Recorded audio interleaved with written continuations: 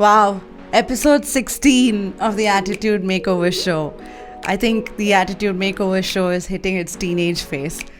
This week, we have a guest who is something of a specialist in the area of human's best friend. I have with me canine behavior consultant and educator Sindhoor Pangal, whose journey into the canine world is nothing short of incredible. Sindhoor is a strong proponent of humans spending a great deal of time and energy in understanding dogs and doing our homework, especially prior to adopting them. In doing so, she breaks many of the myths and assumptions that people make about dogs, cites some of the most significant challenges faced in our relationship with them, and throws some light on some of the most remarkable traits of Indian streeties that most of us scarcely know of. Thrilled as she elaborates on her experience of pursuing her passion through the canine world and gives us precious nuggets of advice on what to do and what not to expect when following one's passion in a very unconventional path like hers. I hope you like the show.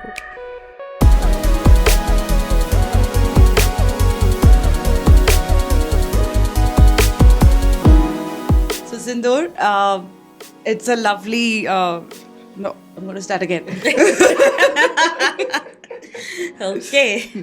I'm getting better at this. I'm with the wonderfully unique Sindhoor Pangal. She is an author, a canine behaviorist, myotherapist. Canine myotherapist. A canine myotherapist, a TEDx speaker, a dancer. Used to be. And also a independent entomology. Ethology. I will never get this right. Will you edit this? No, this I'll keep. Shut up! This I'll keep. Because there's so much new things I'm learning here. Yes. Etymology. Ethology. Ethology researcher. And it's a pleasure to have you here in my show. Welcome to the Attitude Makeover Show, Sindhoor. Thank you so much. I'm so excited to be here and can't wait to have this conversation. So there's a lot of bloopers I've made there because everything is completely new. I've known you as a product manager and you grew in that career path from Yahoo to VP of product management. And then you change gears to really follow your passion. Yeah. Tell me a little bit about the journey you've gone through. Okay. So I think I have to offer my, sort of respects to my first profession, which is I'm an engineer by profession and by qualification. So that's where I started with Yahoo as an engineer. And there's a joke that in Bangalore, if you toss a stone, you're going to most likely hit an engineer, right? So I just fall in that category. You're looking at one and another one. See, I made my point, right? So I think that's the cool thing about Bangalore is you see that a lot of people who are or were engineers and have gone into a lot of new things. Right. And it's an extraordinary place of privilege, quite honestly, to be able to say, okay, I started with this, I had this education, and I didn't throw it away necessarily because these are kind of things that you learn that stay Life with lessons. you. Yeah. Yeah. But I think I got the opportunity to explore, look around, and I tried a lot of things. So like you mentioned, I tried a bit of classical dancing to see if that works. It was an old thing of mine, picked it up. That didn't, while it was fun, I don't think that was the right path for me. And then while I was a VP for a Silicon Valley based startup. And while I was there, I was also nursing back to health my dog who had met with an accident. A car had run over her face and she had survived miraculously. But I think that was kind of very pivotal. So just nursing her back to emotional good health. Because vets will do the job of, getting them back to physical good health, but nursing them back to emotional good health, I think that led me in all kinds of directions. It led me to Norway. It led me to meet my mentor, Turid. And I think somehow, universe conspired, I suppose. And I ended up working with dogs, and I think this is where the engineering and all the past things matter, right? Because then I started looking at it saying, okay, I don't just want to be working with dogs, I also want to be researching them. I have a fantastic opportunity here with free ranging dogs, and that's where the ethology researcher bit comes into play. So having these streeties, what we call free ranging dogs, having access to that, having a knowledge of numbers, having an appreciation for research, I think all of that came together, and so thus was born this career. I could see a semblance of sorts, and I could relate with your journey a lot because having grown in a similar pattern, and now, I mean, after years, you're like a mentor of sorts for me because you've led this journey, you've lived this life, and now you are who you are as a result of this journey that you've been through. And I'm just embarking on this journey. So I thought this conversation is going to be a lot more a mentoring of sorts. And also, I think as we get into canine behavior, there's a lot of parallel I'd love to draw with human behavior and canine behavior in our worlds and how they sort of interlock in a lot of ways. So, but I want to start off with you always had dogs, but then this is not how you set out. And like you said, Norway happened and Turet happened. Tell me when you went there, like I've always had dogs, right? I've had like 5 dogs in my lifespan. And each one leaves an impression in your mind and you think you know them, but yet it's like a mystery on how beautiful a creature they are. What are some myths and assumptions that were completely broken when you met Turet and went through that first behavioral training? Right. So I think it was just a way of life that kind of completely changed for me, because when I went to meet Turet, I just at that time I was just a more or less an enthusiast, right? Like I had read up articles about how to work with dogs, and it sounded interesting to me. But the primary reason I kind of went to meet her was not really because I wanted to follow this professionally, but I came upon the opportunity to spend time with her, live with her in her house, in fact, which a lot of people don't get a chance to do. And here was this lady with silver hair and 2 braids living in the fjords of Norway, apparently being able to understand dogs. And it was like, if you're a Lord of the Rings fan, it was like Radagast, right? Yes. And I was like, I'm going to get to meet somebody who's like very fascinating. So I remember actually having this conversation with, my late husband, Uttam, and telling him, I don't know what's going to come of this, but these kind of opportunities you just take, right? You don't know where this is going to go. So I went and I met her with no preconceived notion of what I'm going to be learning. Maybe a little bit, I don't know.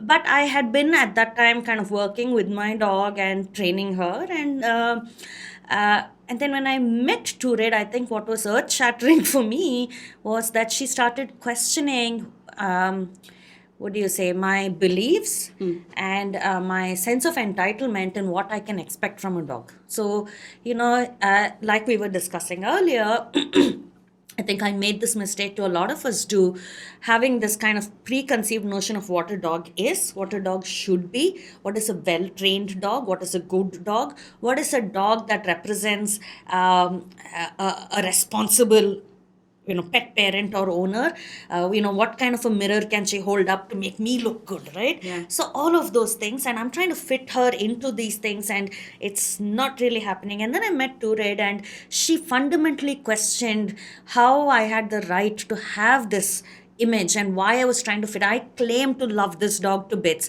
And then she pointed out that you don't seem to love her. You seem to love the idea of her. You seem to love the idea of what she can become for you. That, I think, was really that's what hit me. From there, there were a lot of other smaller things, that one learns, you think this is great for the dog, don't use collars, use harnesses. And these are like smaller things.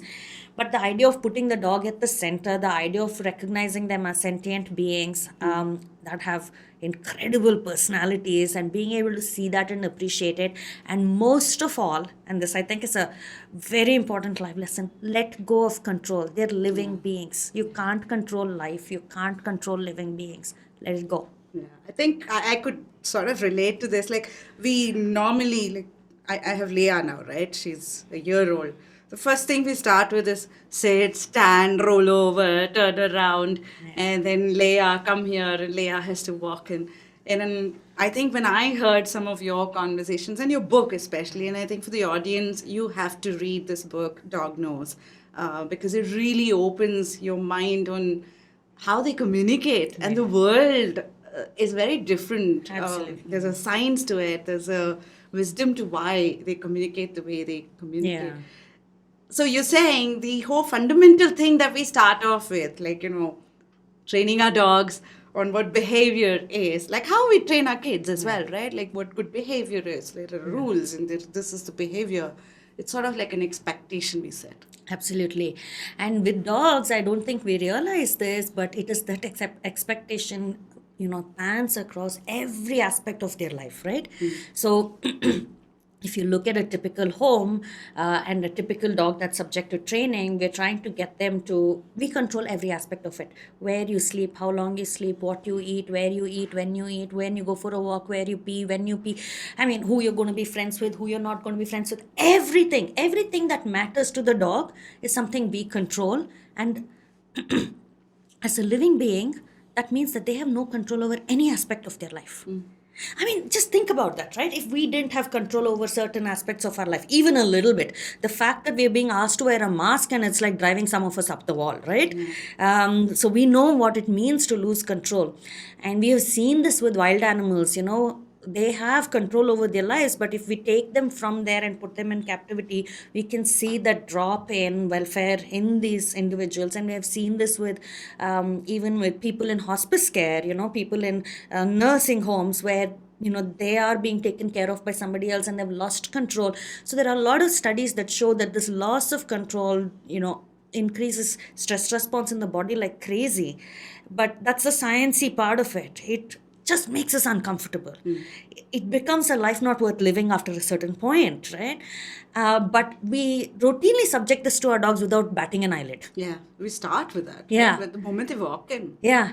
We start with that, and every aspect of it, we don't realize that there's not a single aspect of their life that matters to them that we actually give them a choice over or a say in. And I must say, I'm just back from Coorg. We were at this resort, and there were 7 dogs on that resort. I love that picture, by the way, of how your little fellow went and made friends with the So others. that was a very interesting one because, so not fellow, felly, Chiru, girl. And you'll appreciate this even more when I tell you this story. So 7 dogs on the property, or 8 dogs, I think, okay? Out of the 8, 7 of them are happy to make friends with Chiru. And what does my Chiru do? Goes and argues with all of them, or has bullies them, or gives them a cold shoulder. One dog, Bhishma, he did not like her. That was the dog she wanted to impress. I have videos. She's standing in front of this guy. He's totally disinterested. He's sitting and sunning himself. And this girl is standing in front of him and dancing and dancing and dancing. One step forward, one step back. And I have this on video. My friends and I sitting there and watching, saying, what are you doing? Why this dog? So many other dogs, and this is the dog that you're picking. And my students were there. They brought their dog along, Javi, and we badly wanted Chiru and Javi to be friends so that, we get to hang out together, right? Our social needs. And so we want, this is a bit like arranged marriage, right? Like, we both want to hang out. What an analogy. Okay, didn't happen. And I should not be surprised with her because it didn't work when my parents tried it on me either, right? So we are trying them to be friends, and that didn't happen. She went and argued with that guy, scared him off, and came away. And I was pretty upset that evening. And then I had to remind myself, Sindhoor, this is you. This is you 20 years ago. So don't get upset. She doesn't want to be friends with him. So you find another way to socialize with those people. She wants to be friends with that bad boy. Yeah. The Bhishma. And I remembered, oh my God, this is her pattern. I have videos going back to 5-6 years where resort after resort, farm stay after farm stay, she goes and picks the one dog who doesn't want to be friends with her. And that's the one that she's putting up a dance for. Now, that makes me realize how rich and complicated their social lives are. Yeah. We don't think about these things. Yeah. Why does she want to be friends with the dogs that don't want to be friends with her? What is her thing? I don't know. I can guess, I can speculate, I can be fascinated by it.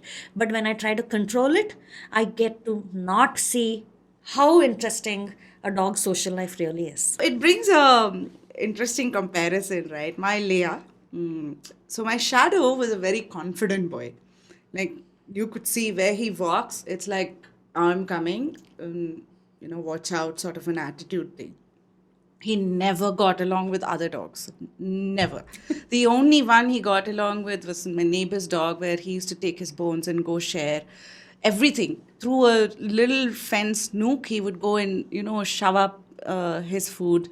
And they used to make friends. And that guy used to come into our, garden, and they would run around. But never got along with the others. This one, on the other hand, is all, all over. But what I see is there's a very unique way that they communicate. There's no voice. I mean, they do bark differently for different things. But the body language is where you have to figure out a lot of things as pet owners.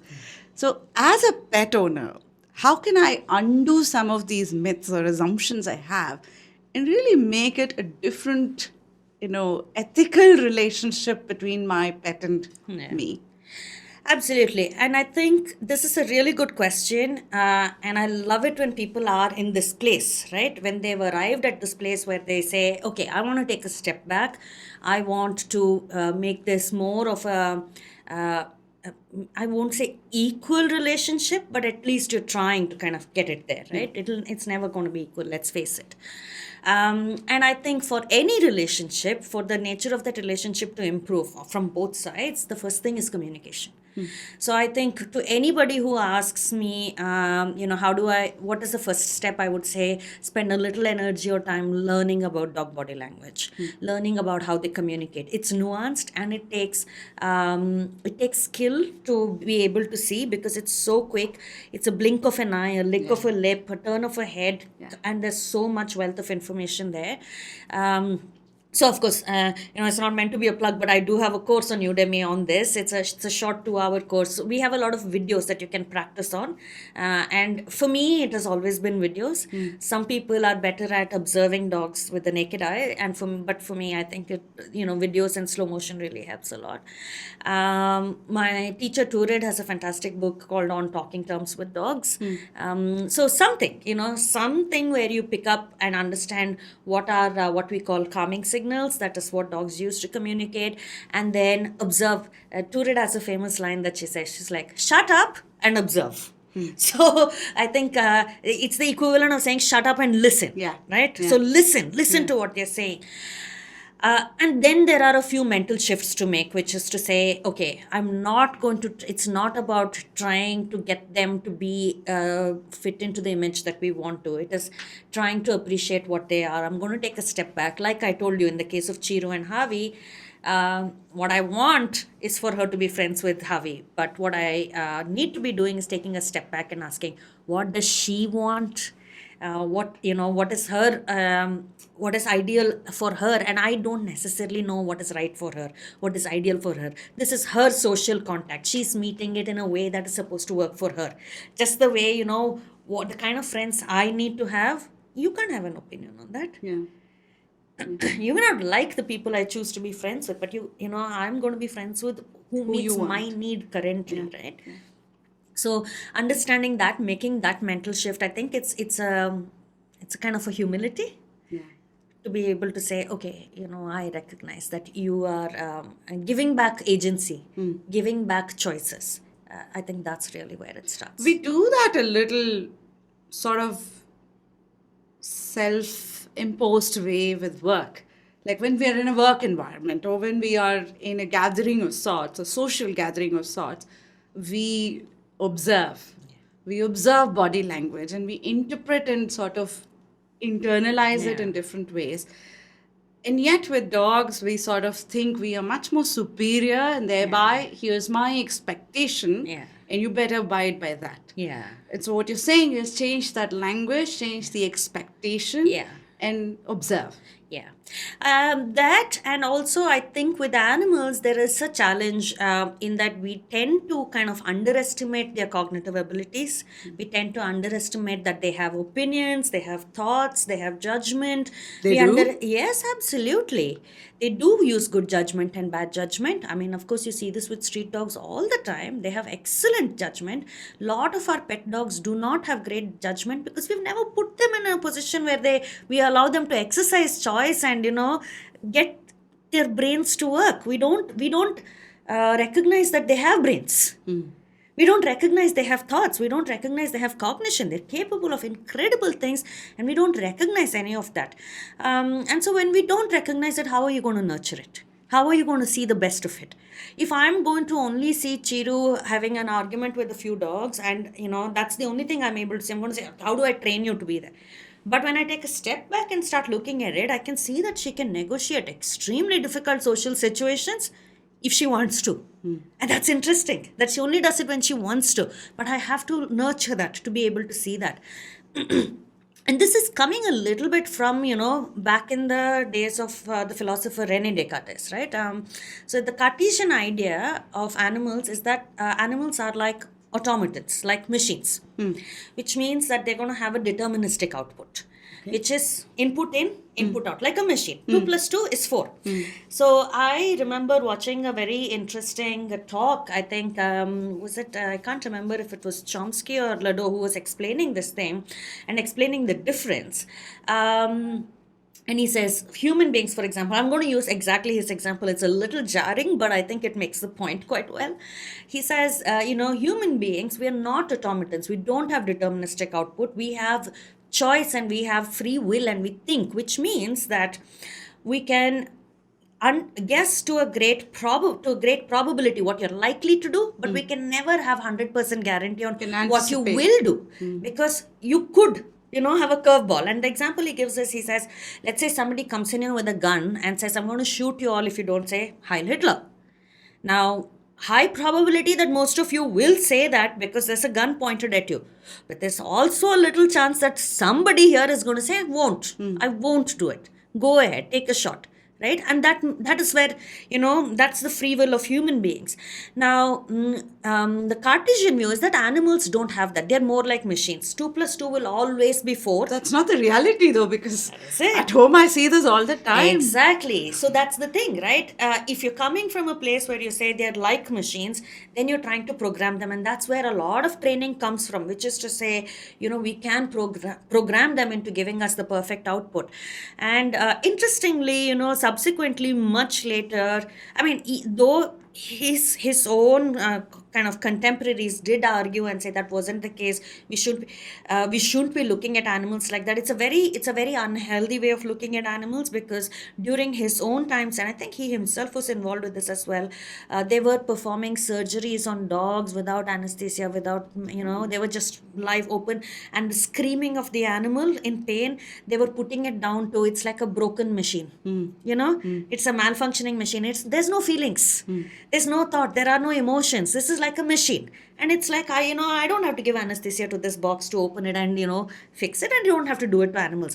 And that idea has become so pervasive, has stuck, though his own contemporaries actually did feel very strongly that wasn't the case. It has stuck and it continues to stick because, and this is where it gets uncomfortable, it gives us the right to do a lot of things to animals if we tell ourselves that, hey, they don't have sentience, they don't have emotions, they don't feel. And everything from breeding and how we look at everything, right? Everything.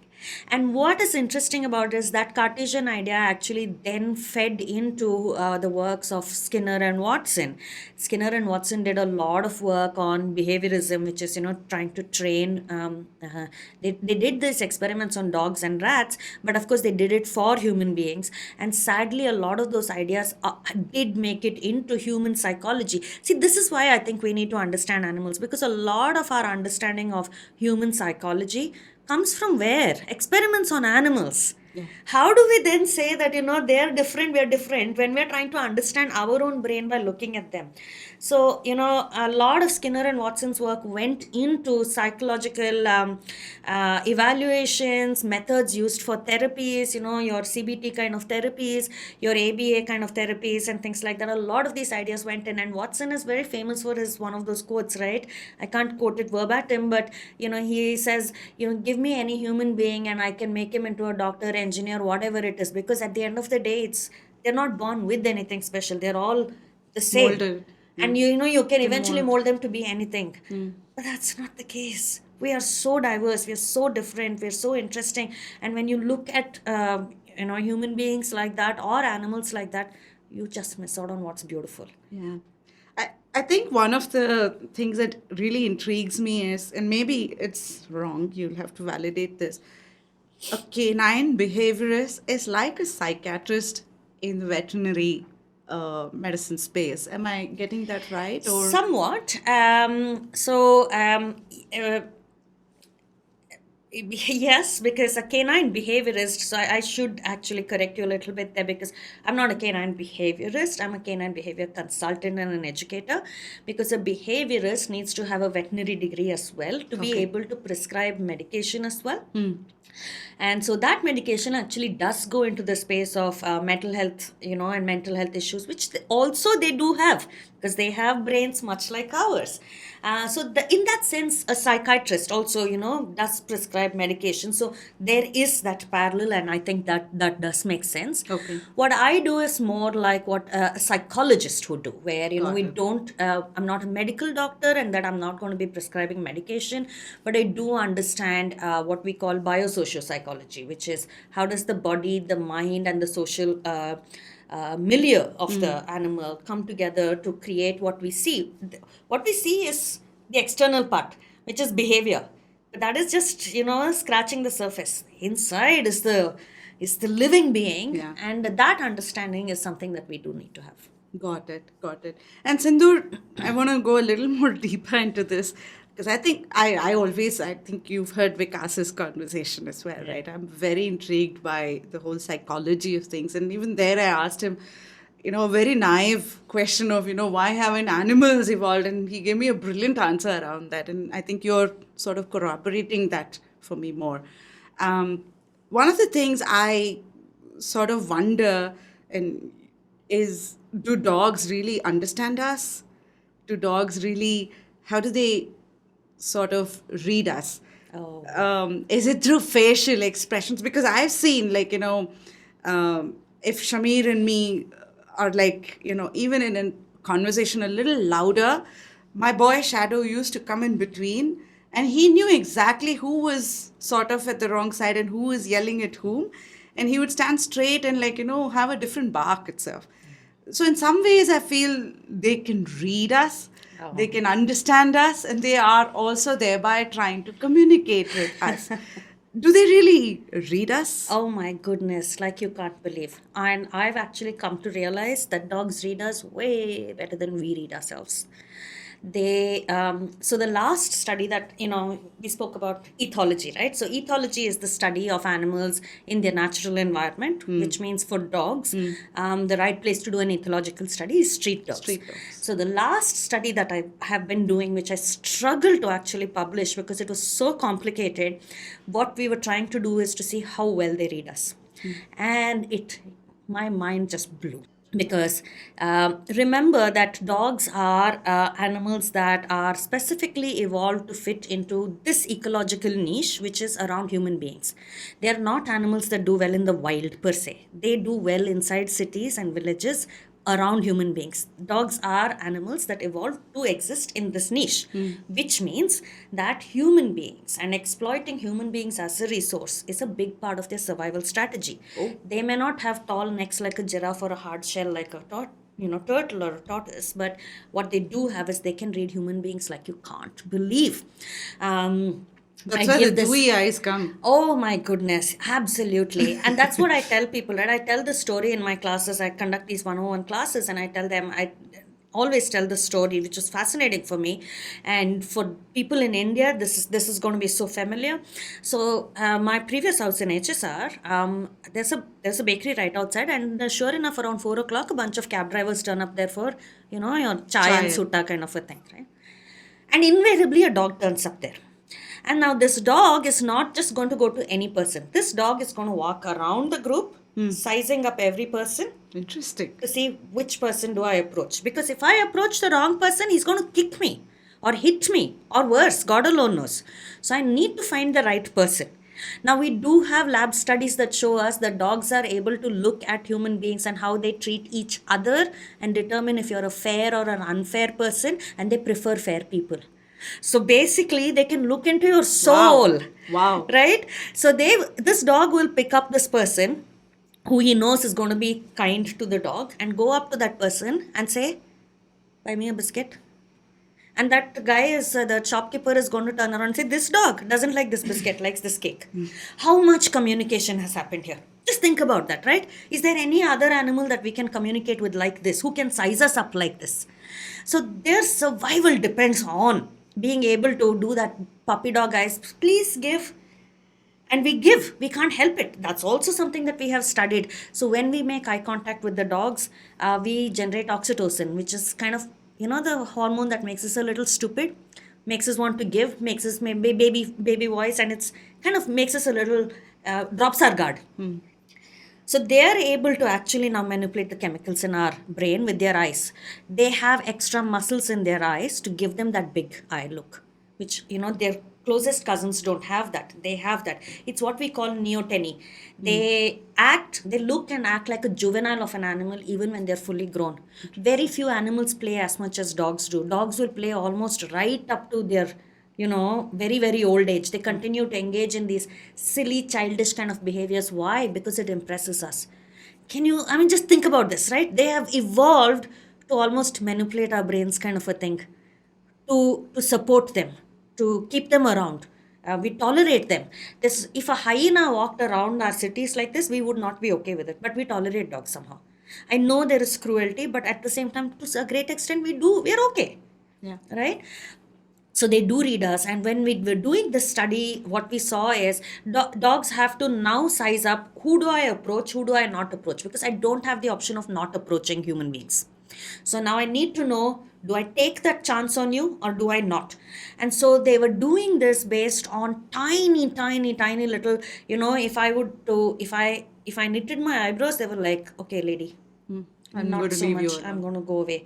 But, and the thing is, I like the dogs, right? So I was trying to do this, but I wasn't serious about it. They could tell the difference. They could tell the difference that you're faking it. And that too we have seen in studies and lab studies. Dogs can read our emotions based on not just looking at our face. You were asking facial expression. Not just looking at our face, but photographs of our faces. But not just photograph of our faces. Photographs of half the face. Oh. Upper half or lower half. And they're able to tell our emotions. And the article that I read worded it beautifully. It said, if you smile with your mouth and not with your eyes, meaning you're faking it, they can tell the difference. My dogs always have been able to. My Chiru, I don't even have to express it. Now, I live alone, and I'm not really necessarily expressing it to somebody else. But if I am experiencing something that is unpleasant, she knows immediately. Yeah, I've seen that with, yeah. Absolutely. They sort of have a very innate ability to actually recognize it. And it's not just facial expression, body language, patterns, pheromones, our voice, our tone. They're, synthesizing all of that together to see who we are. So, there are people who say dogs are the best anthropologists of the world. They know us better than we do. And I did see that even when, my husband was alive. My husband and I, we were absolutely in love with each other. But I still think that our dogs read me better than Uttam read me, and vice versa too. He would also say that, saying, I think they recognize it much better. Because we do tend to try our best to hide our pain and our, difficult emotions from each other. But you can't hide it from a dog. Yeah. You can't if you tried.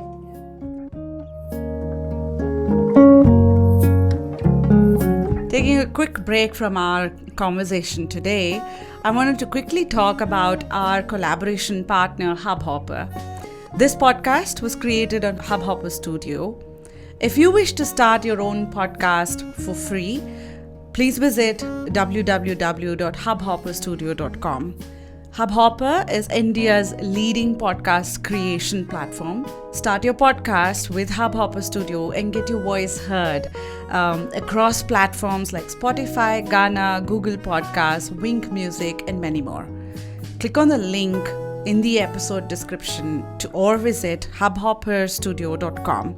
Thank you, Hubhopper, for the collaboration. And now we go back to our conversation. In some ways, it's like a child, right? And that's why I don't know if it's a right way of putting it, but then often people say, before you bring a child to this world, bring a dog and see if you can take care of a dog. I don't know if that's the right way, but then if I look at how you bring up a pet at home, it's like your kindergarten, box of crayons. It's very simple, light set of things. And then it's a canvas that you're going to paint. What's the best advice for someone who's bringing a pet home? I think I would say do your homework before you get the dog home. Don't get blindsided entirely. I think a lot of us make that mistake, and quite honestly, I'm guilty of it too. I think I did too. And I think even as parents, we do. I mean, forget parents, even in marriage, we do, right? In relationships too, we get into these things without really knowing and being prepared for it. And I think that's what ends up hurting everybody around. So I think if there was wisdom that I could pass on, is any relationship that you're getting into, one is to do your homework a little bit, to understand and not go in with this rosy idea. Relationships are messy. They are. No matter how rosy we think it is, no matter what Walt Disney movie or Bollywood movie we watch, relationships are messy. So go in with a little bit of an understanding of what is going to be messy about it. Spend a little bit of time and energy in understanding their language. It's like getting married to somebody who speaks a completely different language. We know straight away this is not going to go very well, right? So learn the language a little bit, learn dog language a little bit, and then also go in with a little bit of understanding that it's okay if this doesn't meet my perfect picture, that I have painted with glitter and stars on it, kind of a thing. No, this is not going to be your Lassie from a Walt Disney movie kind of a thing. This is going to be a living being that, in fact, is going to have opinions that go against what you like at some points. Yeah. And you have to be okay with it and go in with that humility is really what I think, advise. And would you put rules? Like for a child, we put rules. Would you put rules for a dog as well? Absolutely. And I don't think it's about rules. I think, to me, that's not the way I look at it. I think it's about personal boundaries, right? So, for example, and a lot of people, when I talk like this, they think that, so your dog can do anything that she wants to do, is it? No. Neither my dog nor I can do whatever we want to do. Now, both of us do respect each other's wishes, and both of us do get we've reached a point in our relationship where, both of us are mindful of, if you don't like it, I won't do it, which means that she's also in that place. So if I am able to let her know that I don't like this, she does respect that. Yeah, I've seen that with Leia. She just, when I say a stern no, she might come with a ball to play, but then she knows it. And she just, it's like a disappointed look, but then she understands and she goes off. Yeah. So, and I think, the more you get good at reading body language, the more you get good at communicating with body language. So this is something that we don't do anymore. For example, none of us say no to the dog. Doesn't mean we don't draw boundaries. We just don't say no to the dog. So for example, if Chiru comes and she's begging for food, and I'll give her a little bit of, what I have, because food is best enjoyed when it's shared, and they're social eaters, so are we. But I don't have a great healthy diet. So, I don't want to give you too much of what I'm eating. So I will probably share a little bit because it feels good to both of us. But then, I am able to use my body language to say, okay, I am kind of done. This is done. There's no more sharing happen. I am not saying, no, you don't do this. You don't beg. I'm not saying that. your actions are not something I'm trying to control. What I'm trying to tell you is I don't want to share with you anymore. Or let's say when she jumps on me, when I come in through the door and she jumps on me, I don't want her jumping on me. Well, today because I'm in a sari and I'm not going to want her to jump on me. But most days, this act of jumping up and jumping down is quite bad on the shoulders. So from her perspective also, I don't want her jumping on me. So I'm not going to be telling her, you don't do this. Instead, what I tell her is, I don't like this. I don't like what you've done. I don't like the way you're treating me. And because our relationship is at a place where this matters to her, she does then say, oh, you don't like it? Okay, let me offer you another way, another behavior. What do you think about this? And I think that's again a mental shift, right? There's a difference between trying to control you versus communicating with you. And I'm trying to get better at communicating, not control. And I'm trying our relationship to be in a good enough place where it matters to you. When I say, I don't like that, I really didn't like what you did, it matters to you. So there are boundaries that I set with my dog. I don't like her bolting out of the door as soon as I open it, because who knows what could be outside. So I want to take a few minutes to look outside and say, okay, coast is clear, come on, let's go. I do want her to, give me attention if, things are in those SOS situations, right? Oh my God, come on, we got to go. So there are a few things that I want, but I think the more we learn to read them, more we learn to play around with our bodies remember I told you, they are experts at reading our body language. So if you're aware a little bit of what they're reading, you can actually do this deliberately. You can actually say, okay, so that is what you make of it. So then I will use that to communicate with you.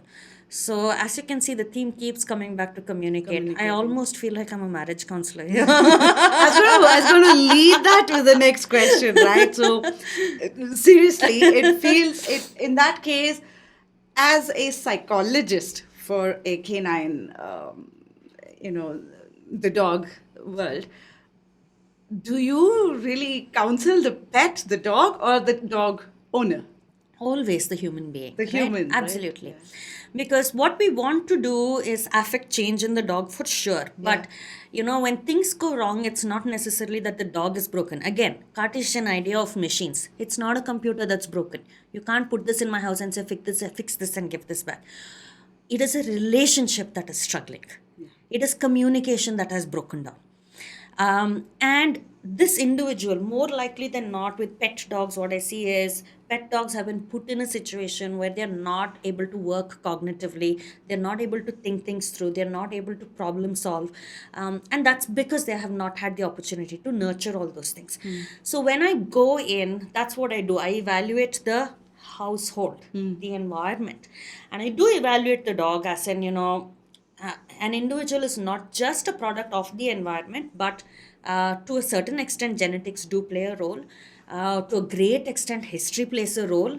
So, and that's why, biosociopsychology is the body, where they're at, the mind, and the social milieu that they're in. All of that plays a role.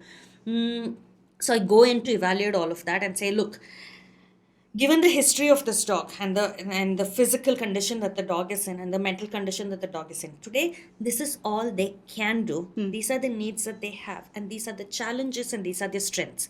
Now, you're the smart species, right? What can we work with here? Yeah. How do we work with this animal? How do we communicate with this animal? How do we read the animal better? How do we get the animal to pay more attention to us? If you're telling the dog, I don't like this, and your dog is going to do it anyways, don't you think that's a broken relationship? Yeah. Yeah. I mean, isn't there supposed to be love? Like with my dogs, if I'll never forget this example. When Nishi, my older dog, was alive, one day I was cutting her nails. And I went a little too close to, the nerves in the nail, and she yelped. As soon as she yelped, I panicked and I started saying, oh my God, I can't believe I did this. I'm so sorry. She didn't realize that I'm saying sorry to her. She only heard the panic in my voice, and she came back to look at me to say, are you okay? And I had to tell her, I'm okay. Look at that, right? I mean, look at the beauty of that thing. She's the one who's hurt, and I'm telling her, I am okay. That's how much she cares about whether I am okay or no. Dogs are capable of care like that. So are human beings.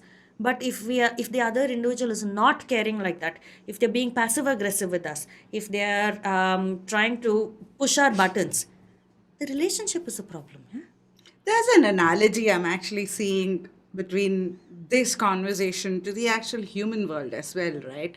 And it's about the linkage between whole cognition part of it as well as ethics. Yeah. And we were talking about it offline as well. Can you draw a parallel to this? Um, Actually, I think there are parallels all over the place. Quite honestly, this idea of trying to control another individual is not something we do just to animals. Yeah. So, I'm currently now doing my master's in anthrozoology. Well, what And is that? It's That's another terminology now. yes. So it's actually an offshoot of anthropology. Okay. And what's interesting is a lot of the early anthropological studies that were started were done back in the days of colonization, where the colonists brought in anthropologists or scientists or researchers to study particularly difficult local tribes to see how to break those societies. And a lot of those studies went back, and for a long time they were actually stuck in the annals of academia, which looked at so-called indigenous people as less evolved. And so their lived realities, what we call the way they gather knowledge, what we call their epistemology, the way they actually gather knowledge about the world around them was considered primitive. They don't understand. And so because they don't understand, we step in, we control, we tell them, This we is how better it their goes. world, we give them our way of learning, we give them our way of education, we give them our lifestyle because ours is better, and we teach them because they're not good enough to know this. Thankfully, the academic world and anthropology is no more there. Uh, that world has actually taken a turn, and they're now beginning to understand that different people across the world, the way they view the world is totally valid. The way the sort of Euro-American way of viewing the world is not necessarily the best in the world. I mean, the climate disaster today that we're looking at is a product of that way of looking at the world. So it's not necessarily the best. So understanding that, for example, a lot of indigenous cultures seem to have a way of understanding the world where they can live sustainably. So is their knowledge then maybe even more critical in today's day and age? It is not less than, it is just another way. And so what has happened is, anthropology has taken this, what we call the reflexive turn, and moved, and anthrozoology is an offshoot of that, which is to say, well, now that we're looking at different ways of looking at the world and understanding the world and living the world and gathering knowledge, animals too have another reality which is not necessarily less than. They too have a reality, a way of understanding the world and dealing with the world which is not necessarily less than. They don't seem to end up causing something of this nature. Right? So they have a way of living and existing in the world which we can learn from as well. They have knowledge as well. How do we understand that? And that's what anthrozoology is. And I think that's really the parallel. So it's really interesting for me to read that a lot of the papers that we read on anthrozoology, there is a lot of, they touch upon ideas of feminism, of, colonialism, a lot of these things that people have had to fight to say we are not less than, it's just different and worthy of respect, worthy of understanding, and similarly beginning to extend that to animals as well. And I think that's an understanding that the cognitive abilities of these different individuals, no matter what the species is not something that we dismiss of. There's value in it, and if we have the humility to see it, we are richer for that. Yeah. I also see this between the feminine and the masculine. Absolutely, as well, right? absolutely. It's interesting that you bring this up, because just last Sunday, I had a discussion with my professor, and the paper that I submitted was exactly on this. So I also see that a lot of understanding, at least in animal behavior, is the papers that I read. But I'm pretty sure this is kind of pervasive across all parts of science and all parts of scientific study and academia. The concepts the words that are used to explain concepts, what we choose to observe, what we choose to study, is driven by sort of there is a there is an anthropocentrism to it. There is a ethocentrism to it. There's an ethnocentrism to it. There is an an androgenic bias as well there. So there is this whole, what do you say, Euro-American male perspective that is kind of brought in. So an example that I kind of give is typically when we study animal worlds, there's a lot of focus on what are called dominance hierarchies. Yeah. Right? Because we love that. It's all about the power. So how is power established? How is power maintained? And this idea of power being the kind of the bedrock of human, human, animal, all of life form, all social forms, right? So I was reading up about this dog study that was done it was like, I think, a 13-year-old project that was done in Bar Harbor University, where they were looking at dogs, and they said, yes, dogs dominate, male dogs dominate female dogs in most breeds, except for one breed. I can't remember the one breed, it's irrelevant, but in this one breed that they saw that the so-called females were dominating the males, and this is an idea that just didn't sit right with the scientists. So how do they choose to describe this now? They choose to describe it as maybe what we're seeing in this case is something similar to male chivalry. Chivalry. So either which way, the argument is, and I'm like, how do you know that what you're seeing with the rest of the dogs is not a female chivalry? Yeah. Similarly, for example, there's a study that Dr. Sapolsky has done on bonobos, where yes, there are, when we look at bonobos, and this was kind of in my paper, if you go look at Wikipedia on bonobo and bonobo behavior, you will see, I think there are some 5 or 7 mentions of the word dominance there, right? So we're very fascinated with the dominance structures that they've set up. Do the bulk of the population engage in dominance behaviors? No, actually.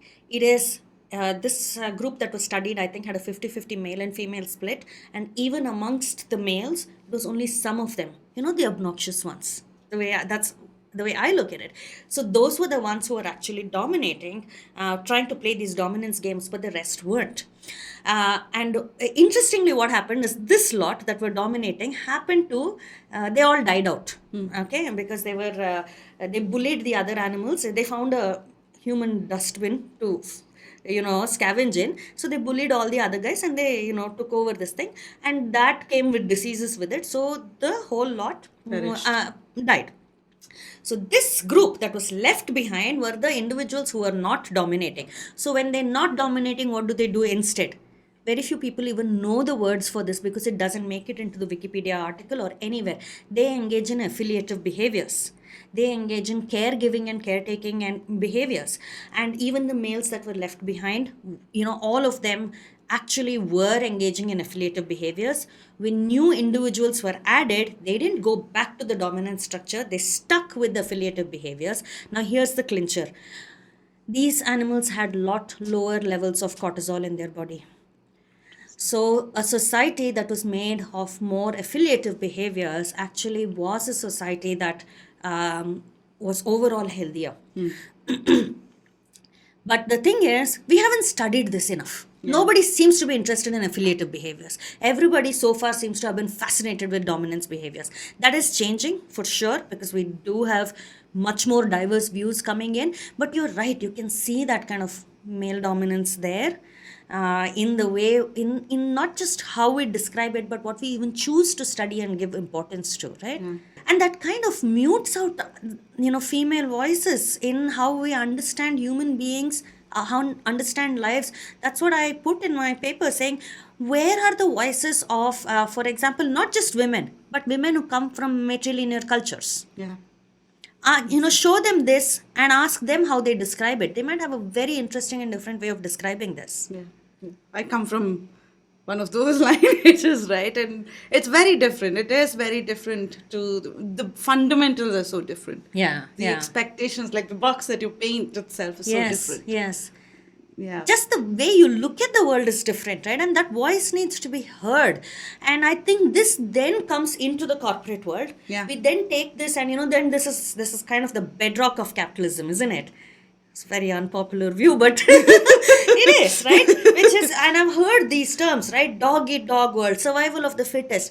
When I look at the dogs outside, the fittest is not the one who gets into the most number of fights and wins. Because if you get into an actual fight, and whether you win or no, you're injured, Yeah. which means that you're likely to die. Yeah. The fittest is the one who knows how to avoid the most number of fights. The fittest is the one who knows how to have the most affiliative behaviors, the one who knows how to make the most number of friends and say, share a little bit of that with me, right? Yeah. And to convince them. But that is not what we actually see. And I feel really sad because, I mean, quite honestly, when I was in the corporate world, I totally believed in, all of this. I was kind of got carried away with it. But now that I've taken a step back from it, I see it as being so unhealthy. It isn't bringing the best out in all of us. Not all of us are wired to be that way. This isn't human nature. And we shouldn't be made to, our voices shouldn't count only if it's the loudest voice. Yeah. Or the baby that cries the loudest gets the Exactly. feed, sort of thing. Yeah. Exactly, right? That should not be it. That's not what we should be, our fundamental idea of this is the way nature works. No, this is the way we have documented it so far, that nature works this way because that's what we've chosen to see. Yeah. But that's not necessarily the way nature works. There's a bigger picture there that we don't seem to still get yet. Sindhoor, I want to sort of go to the last leg of the conversation, which is one of the things about Attitude Makeover is really following the creator, the passion, and the gig economy. And what does career journey look like? And you're a classic case of the passion economy here.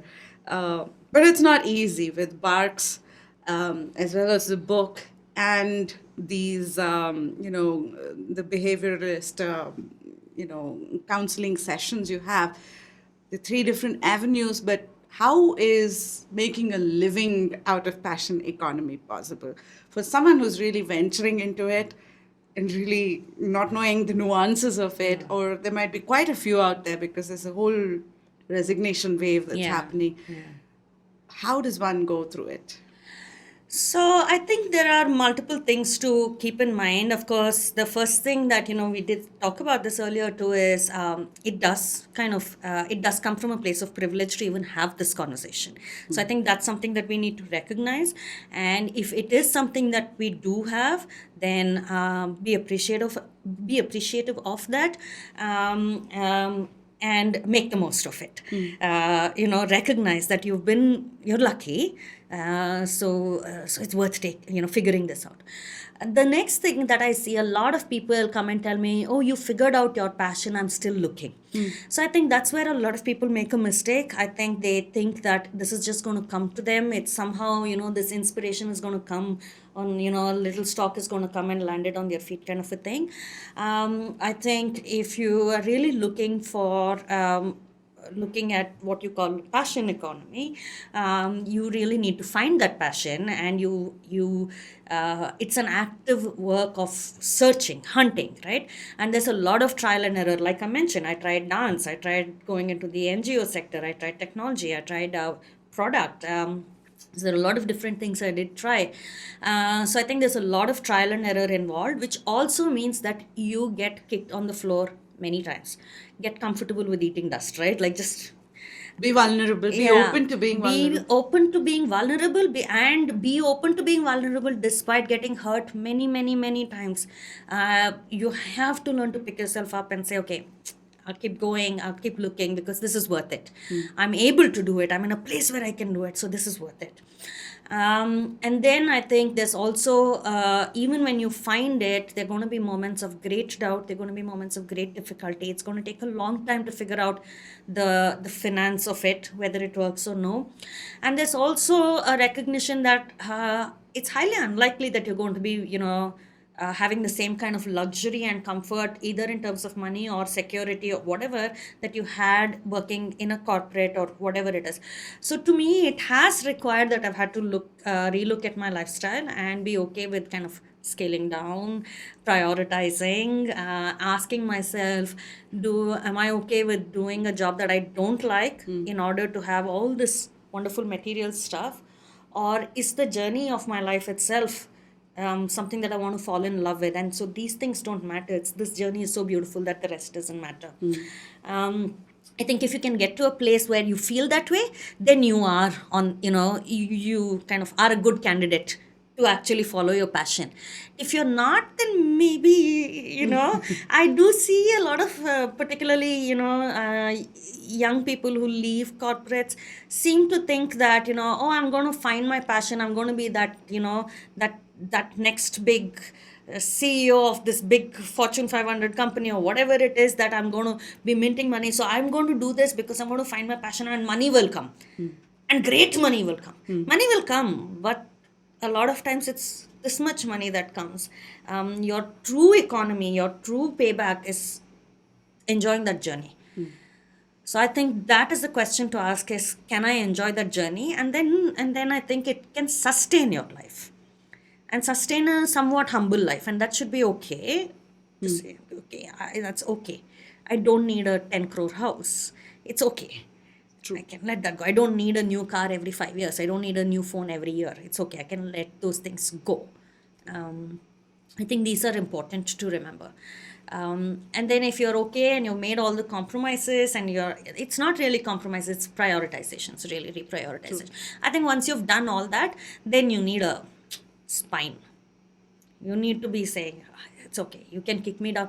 You can kick me down however many times. The world can, throw whatever it is at me.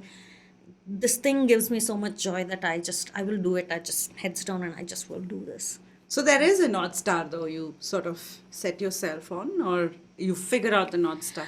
I think you figure it out. I think that's the other thing that I think is important is that having that flexibility. Because when I started out as a consultant. Today where I am at is I'm an educator and I'm a researcher. And I find that that's kind of what makes more sense to me.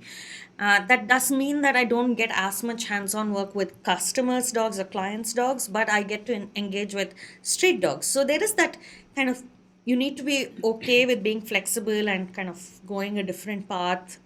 Don't get too hung up on things. Letting go of certain kind of dreams or goals. Letting go of ego. Oh boy. Those are the times when, recently one of my students got to witness this when I had to let go of my ego and I threw a tantrum for a day. But I think what it boils down to is the tantrum ends at the end of the day and I say, okay, let go now, bigger picture. And being... enjoy the journey enough to go where the path takes you. It's okay if it doesn't go don't get hung up on that, right? Go where it takes you and thoroughly enjoy it. Otherwise, you'll regret it. You miss the journey, you'll regret it. Sindhoor, thank you so much. This has been a wonderful and a very insightful conversation. I think as a dog owner especially, it's a very mysterious world. It's a beautiful world. I've had, like I said, from my childhood, I grew up in a house which is 3 women and 1 dog. And he happened to be a male. That's the only male I had in the house, right? From there to now, at some point, 2 dogs. And I also have another pet, which is a turtle called Purushottam. And again, he communicates so beautifully. And I've realized the art of communication is just us figuring it out and putting some effort. And you sort of solidified that thought for me. I hope the audience also sort of, take away some of these things, both at work as well as in their personal space, because there's quite a lot of learnings. Thank you so much. My pleasure. You said the art of communication is in listening. Yes. And I think that's where a lot of us make a mistake when we say, I'm good at communication, I can speak. Yeah, I can, Ego. No, that's oration.